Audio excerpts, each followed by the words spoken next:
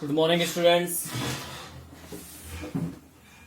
आज video lecture में हम बात करने वाले हैं अधिशोषण की क्रियाविधि। इसकी क्रियाविधि किस प्रकार से होती है उसकी।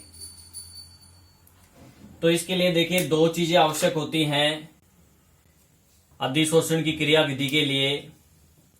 एक है असंतुलित बल, असंतुलित बल, और दूसरी चीज है अधिशोषण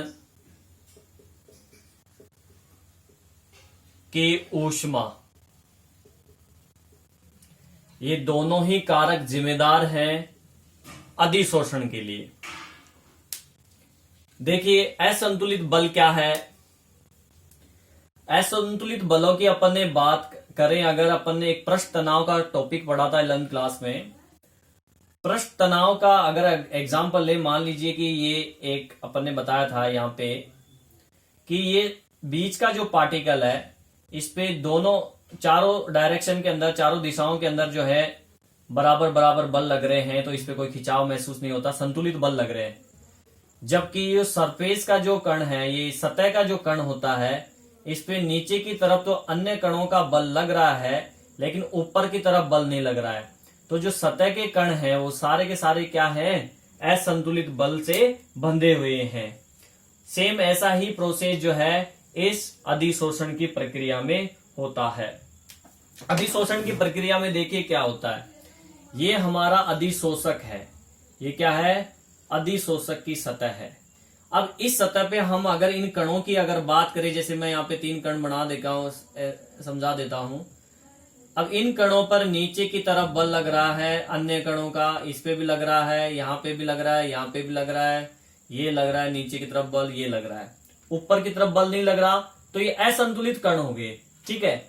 तो जब कोई भी अधिशोष्य आता है, अधिशोष्य के कण इसके संपर्क में आते हैं, ठीक है, ये अधिशोष्य के कण आ गए इसके संपर्क में, इनको हम रेड कलर से शो कर देते हैं कि ये अधिशोष्य के कण हैं जो कि नीचे यहाँ पे इसके संपर्क में आए। तो या तो अगर फिजिकल है, भौतिक अधिशोषण है, तो इसमें दुर्बल वान डेर वाल्स बल पाया जाएगा, या केमिकल अधिशोषण है तो बॉन्ड फॉर्मेशन होगा। तो ये फिर इसको आके यहाँ पे जुड़ जाते हैं और संतुलित कर देते हैं, बलों को संतुलित करते हैं। तो इससे एक चीज समझ में आ गई, जैसे जैसे बल ये जुड़ेंगे यहाँ पे, वैसे वैसे असंतुलित बलों में क्या होगी, कमी होगी। असंतुलित बलों में क्या हो जाएगी, कमी हो जाएगी। कमी होगी तो अधिशोषण की जो प्रक्रिया है, अधिशोषण की प्रक्रिया, वो भी क्या हो जाएगी, कम, उसमें भी कमी आएगी, क्योंकि असंतुलित बल कम हो गए तो फिर जुड़ेंगे कैसे वो। तो इस प्रकार से अधिशोषण की प्रक्रिया होती है। असंतुलित बलों के कारण उन पे आकर्षण बल बढ़ता है, आकर्षण बल के कारण ये अधिशोष्य के कण आके जुड़ जाते हैं। ठीक है। अब अगर बात करें इसकी अधिशोषण की ऊष्मा, तो अधिशोषण की ऊष्मा देखो सबसे पहले तो कि अधिशोषण की ऊष्मा क्या है।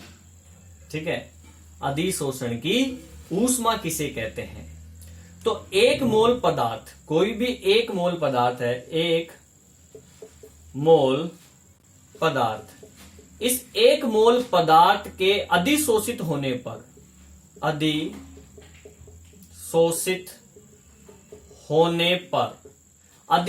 होने पर जो ऊष्मा में परिवर्तन हुआ, ऊष्मा में हुआ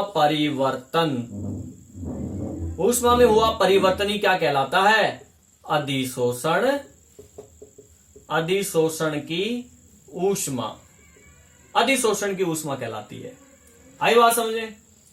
अब देखिए अधिशोषण की ऊष्मा, इस प्रक्रिया में क्या होता है कि ऊष्मा, ये अधिशोषण की जो प्रक्रिया है ऊष्मा छेपी प्रक्रिया है। कौन सी प्रक्रिया है, ऊष्मा छेपी प्रक्रिया है, अर्थात ऊष्मा का उत्सर्जन होता है। ठीक है, ऊष्मा का उत्सर्जन होने के कारण यहां पे डेल एच एंथैल्पी परिवर्तन क्या होगा, नेगेटिव होगा।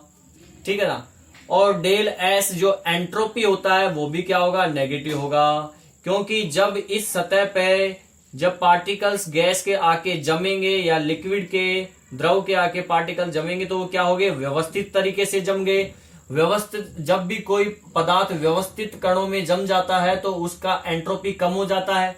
भाई एंट्रोपी होती क्या है, एंट्रोपी पदार्थ की व्यवस्था का माप ही है, ठीक है कि नहीं। तो ये व्यवस्थित होके जम गए तो इसका मतलब एंट्रोपी डिक्रीज होगी, डिक्रीज होगी तो माइनस नेगेटिव। अब इस चीज को अगर हम बात करें गिब्स ऊर्जा समीकरण से, गिब्स मुक्त ऊर्जा समीकरण जो 11th क्लास में पढ़ा था, del G is equal to del H minus T del S, ये होता है। यहां पे del G is equal to, ये एंथैल्पी नेगेटिव है तो डेल एच नेगेटिव माइनस टी, और एंट्रोपी भी नेगेटिव है, del S minus minus minus क्या हो जाएगा, प्लस हो जाएगा। तो ये क्या हो जाएगा, del G is equal to minus D minus del H positive T del S. अब डेल एच जो है क्या है, डेल एच जो है ये जनरली ये प्रोसेस अपना क्या है, ऊष्मा छेपी है, तो डेल एच नेगेटिव है यहां पे, इसके कारण से डेल जी जो है ये भी क्या हो जाएगा, नेगेटिव हो जाएगा। क्या हो जाएगा, नेगेटिव। गिब्स ऊर्जा भी नेगेटिव में आ जाएगी क्योंकि डेल एच कम है किससे, टी डेल एस से, इसलिए ये क्या आ जाएगा, नेगेटिव। डेल जी क्या हो जाएगा, नेगेटिव हो जाएगा, डेल जी का मान ऋणात्मक हो जाएगा, ठीक है। तो ये इसकी गिब्स ऊर्जा से संबंधित अधिशोषण की प्रक्रिया हो गई। अब हम बात करेंगे अधिशोषण की विशेषताओं की, कि अधिशोषण के अंदर क्या क्या विशेषताएं होती हैं। जो टॉपिक अपन ने पढ़े हैं उन्हीं में से विशेषताएं निकालेंगे इसकी। अधिशोषण की विशेषताएं। पहली विशेषता है यह एक स्वतः प्रक्रम है, स्वतः प्रक्रम यानी अपने आप होने वाला प्रक्रम, क्योंकि ये ऊष्मा छेपी प्रक्रम है, ऊष्मा छेपी प्रक्रिया है, यहाँ पे डेल जी नेगेटिव है, इसलिए ये स्वतः प्रक्रम है जो तुरंत संपन्न हो जाता है। इसके अलावा दूसरी चीज आपने क्या पढ़ी अभी तक, ये अधिशोषण एक क्या है, पृष्ठीय घटना है। क्या है, पृष्ठीय घटना, क्योंकि ये पृष्ठ के ऊपर होती है, सतह पर होती है, ठीक है, जिसको अंतरा पृष्ठ भी बोलते हैं। क्लियर। तीसरी जो विशेषता है इसकी, इसमें ऊर्जा तंत्र की जो ऊर्जा है उसमें कमी आती है, इसलिए डेल जी का जो मान है वो नेगेटिव होता है। और अगर डेल जी इजिकल टू 0 है तो किसमें होगी, साम्य अवस्था में होगा अधिशोषण। किसमें होगा अधिशोषण, साम्य अवस्था में होगा। चौथी जो विशेषता है एंट्रोपी, तो एंट्रोपी भी इसकी क्या होती है, नेगेटिव होती है, अर्थात अधिशोषण के दौरान एंट्रोपी में कमी होती है। पांचवी जो विशेषता है वो ये है कि अधिशोषण एक ऊष्मा छेपी प्रक्रम होता है, ऊष्मा छेपी प्रक्रम है अधिशोषण, ठीक है। तो ये 5 विशेषताएं हो गई अधिशोषण की। अब हम बात करते हैं अधिशोषण और अवशोषण में अंतर। एक शब्द आया था अवशोषण, एक आया था अधिशोषण, दोनों में अंतर देख लीजिए। अधिशोषण जो कि इस चैप्टर का बेस है, और अवशोषण हमने एक छोटी सी परिभाषा पढ़ी थी अवशोषण की। दोनों में क्या अंतर है इसकी बात कर लेते हैं शॉर्ट में। ये एक पृष्ठ पर होते हैं, यानी कि ये सतही प्रक्रम है, सतह पर होने वाली प्रक्रिया है ये। अभी तक आपको समझ में आ गया होगा। जबकि ये संपूर्ण भाग में होती है, आंतरिक भाग तक संपूर्ण भाग में होने वाली प्रक्रिया है ये, ठीक है। और अधिशोषण में अधिशोष्य की सांद्रता सतह पर क्या होती है, स्थूल की तुलना में अधिक होती है। अधिशोषण की जो प्रक्रिया है उसमें अधिशोष्य की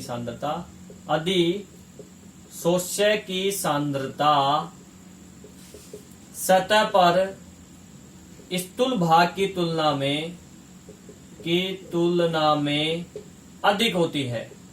जबकि इसमें अगर बात करें तो सतह पर स्थूल भाग की तुलना में कम होती है सांद्रता। ठीक है। इसकी अगर बात करें, इसके वेग की बात करें तो ये प्रारंभ में इसका वेग जो है वो अधिक होता है। ठीक है। और बाद में धीरे धीरे कम हो जाता है। जबकि ये एक समान वेग से होने वाली प्रक्रिया है। इसकी अगर बात करें तो अधिशोषक की सतह से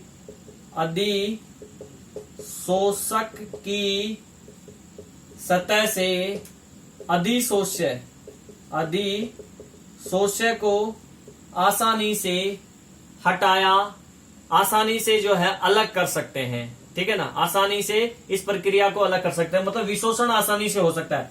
ये अधिशोषक है और इसकी सतह पे ये पदार्थ बैठा हुआ है, तो इनको यहां से हटाना विशोषण कहलाता है। ये आसानी से किया जा सकता है, आसानी से हो जाता है। जबकि ये अवशोषण जो है इसमें संपूर्ण भाग में अधिशोष्य फैल गया है, इसलिए इसको विशेष विधियों द्वारा विशोषण की प्रक्रिया करवाई जाती है। विशेष विधियां जैसे कह सकते हैं कि वाष्पन, ठीक है, वाष्पन हुआ, क्रिस्टलन हो गया आदि, इनके द्वारा विशोषण की प्रक्रिया करवाई जा सकती है। नेक्स्ट पार्ट में हम पढ़ेंगे अधिशोषण के प्रकार, भौतिक अधिशोषण और रासायनिक अधिशोषणों के बारे में।